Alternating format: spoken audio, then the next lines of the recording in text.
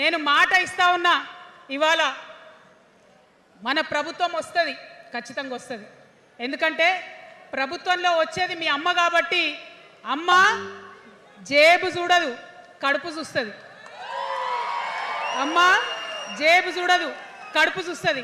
కాబట్టి మీ పిల్లలు ప్రైవేట్ పాఠశాలలో చదువుతున్నా, ఎంతవరకు చదువుకున్నా కంప్లీట్గా మీ మీద ఒక్క రూపాయి కూడా భారం పడకుండా చదివించే బాధ్యత మేము తీసుకుంటాం. అది ప్రైవేట్ పాఠశాలలు కానీ, డాక్టర్ కానీ, ఇంజనీర్ కానీ, రాకెట్ సైంటిస్ట్ కానీ మన తెలంగాణ బిడ్డలు చదువుకుంటే ఒక్క రూపాయి కూడా పేద మధ్యతరగతి వాళ్ళ మీద భారం పడకుండా ఉచిత విద్యను అందించే బాధ్యత నేను నా తెలంగాణ బిడ్డల కోసం తీసుకుంటా అని ఈ సందర్భంగా తెలియజేస్తున్నా. ఇవాళ పరిస్థితి ఏంటిది? యూనివర్సిటీలో ఉన్న పిల్లలు అంతకుముందు తెలంగాణ రాకముందు నేను చూసిన రక్తం అమ్ముకునేది డబ్బులు లేకపోతే. ఇవాళ ఏం చేస్తున్నారు? బావర్చి కాడ గిగ్ వర్కర్ లెక్క గోడ మీద కూర్చొని వెయిట్ చేస్తున్నారు. అవునా కదా? ఎందుకంటే ఆ గిగ్ వర్కర్ చేస్తే అంతో ఇంతో పైసలు వస్తాయి, పేరెంట్స్ మీద ఆధారపడకుండా ఉండొచ్చు అని. మరి యూనివర్సిటీలను పట్టించుకున్నామా? బీఆర్ఎస్లో ఉన్నప్పుడు 10 ఏళ్ళు ఒక్క రూపాయి కూడా ఇవ్వలేదు యూనివర్సిటీకి.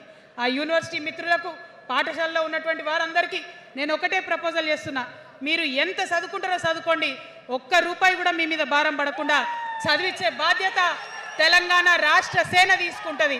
ప్రైవేట్ పాఠశాలలు కూడా బాగుంటాయి, ప్రభుత్వ పాఠశాలలు కూడా బాగుంటాయి, కానీ భారం తల్లిదండ్రుల మీద పడదు. అది మీ అమ్మ ప్రభుత్వంలో జరగబోతుందని, మీ తల్లి ప్రభుత్వంలో జరగబోతుందని మీకు మాటిస్తా ఉన్నా.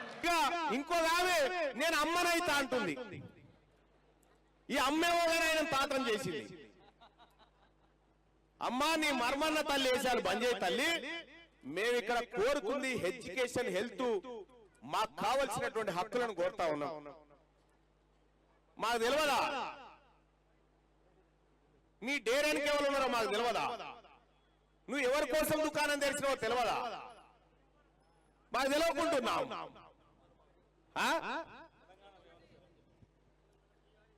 మా అమ్మ, మా ముదిరాజు తల్లి, మా పద్మశాలి తల్లి, మా గౌళ్ళల తల్లి,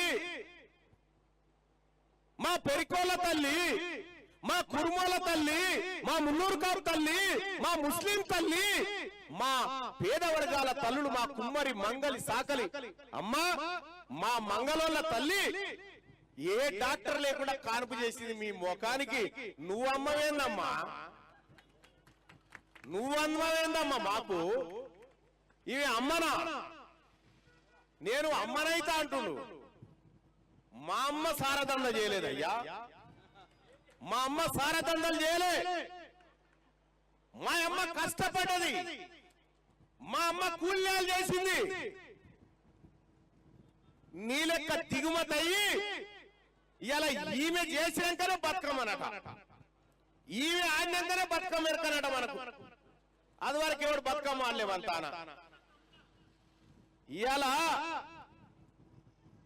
నేను చెప్తా ఉన్నా, మా తెలంగాణ రాజ్యాధికార పార్టీలో ఉన్నటువంటి మా ఆడబిడ్డల కాలుకోటికి సరిపోవు నువ్వు. మా తెలంగాణ రాష్ట్రంలో ఉన్నటువంటి మా బీసీ ఆడబిడ్డల కాలికోటికి సరిపోను.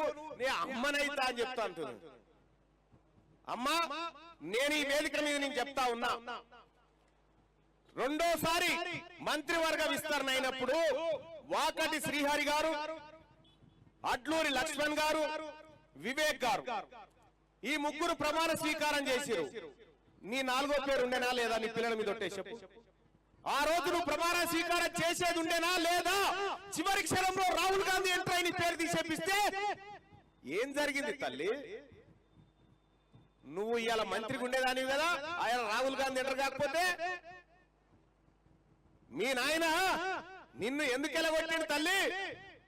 నువ్వు ఢిల్లీకి పోయి కాంగ్రెస్ వాళ్ళతో చేతులు కలిపేవానే కదా నిన్ను పక్కకు పెట్టింది. నువ్వేదో ఆత్మగౌరవ సమస్య అని చెప్పుకుంటా ఉన్నావు. ఈ బిడ్డల ఆత్మగౌరవం కోసం, ఈ పేద వర్గాల అసలైన విద్య కోసం, ఈ మీరు అధికారంలో ఉన్న 10 ఏళ్లలో ఎన్నడన్నా రైట్ టు ఎడ్యుకేషన్ అమలు చేయమని చెప్పిందా? చెప్పిరా?